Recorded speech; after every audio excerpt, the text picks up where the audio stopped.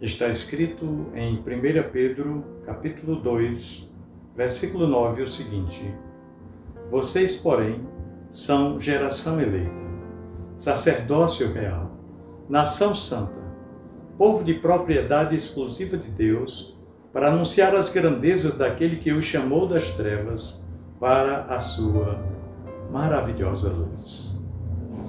Meu irmão, minha irmã, eu acho esse texto simplesmente lindo e sempre que eu leio, eu sou impactado por ele. Isso porque as palavras do apóstolo Pedro nos comunicam uma afirmação muito especial sobre o significado de ser um cristão.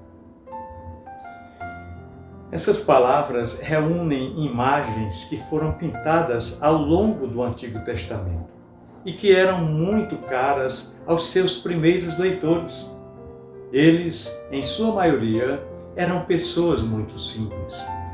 Muitos eram iletrados, pessoas que, bem certamente, jamais tiveram o direito de frequentar os melhores lugares no templo em Jerusalém. Muitas delas tendo sido desprezadas pelos líderes religiosos, sendo consideradas ignorantes sobre Deus e por ele reprovadas.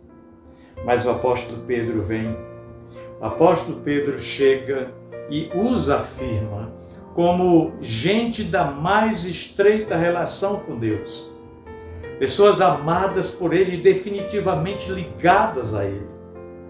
Como deve ter sido revigorante para a fé daquelas pessoas ouvirem as palavras do apóstolo Pedro, não é verdade?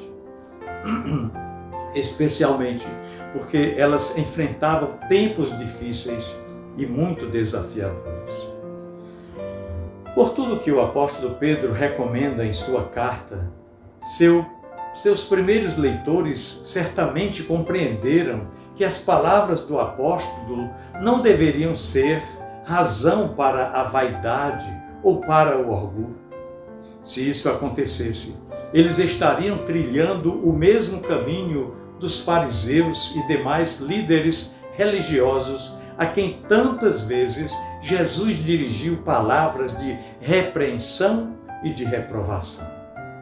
Aquelas palavras foram escritas para fortalecê-los, para que não se abatessem diante das lutas e sofrimentos que enfrentavam. Por mais que a vida os maltratasse, por mais que as pessoas os desprezassem, por mais que as coisas seguissem rumos indesejados e fossem desprezados, eles deveriam ter certeza de quem eles eram em Cristo. E eram pessoas que pertenciam a Deus, presentes no mundo para serem sinais do reino eterno, cartas vivas. Eles haviam sido reconciliados com Deus e sua vida agora estava ligada à vida de Deus. Tudo pela graça de Deus. Esses são aspectos muito importantes da fé que nos foi comunicada por esses que primeiro a experimentaram, como no caso aqui o apóstolo Pedro. Em meio às nossas fragilidades e à multidão de vozes conflitantes sobre Deus que ouvimos todos os dias, devemos saber quem somos por causa de Cristo. Podemos ter muito ou pouco, podemos ser conhecidos ou anônimos.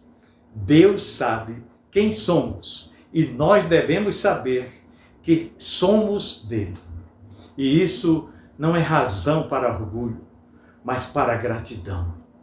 Não é razão para presunção, mas para humildade. Nós somos frutos do amor e da graça de Deus e nos cabe demonstrar a todos o que significa ser de fato um cristão. Cada um de nós, por causa do que Cristo fez, pode mostrar a outros pecadores que Deus ama, perdoa e dá novo sentido à história humana. Nós somos pecadores perdoados.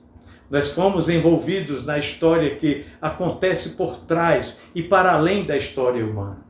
Nós fomos incluídos na história de Deus e agora temos a missão de sermos um sinal de seu reino, assim como aqueles irmãos e irmãs foram na época em que Pedro escrevia para eles. Sempre que necessário, volte a ler as palavras do apóstolo Pedro, meu irmão, minha irmã. E lembre-se quem somos, jamais devemos esquecer.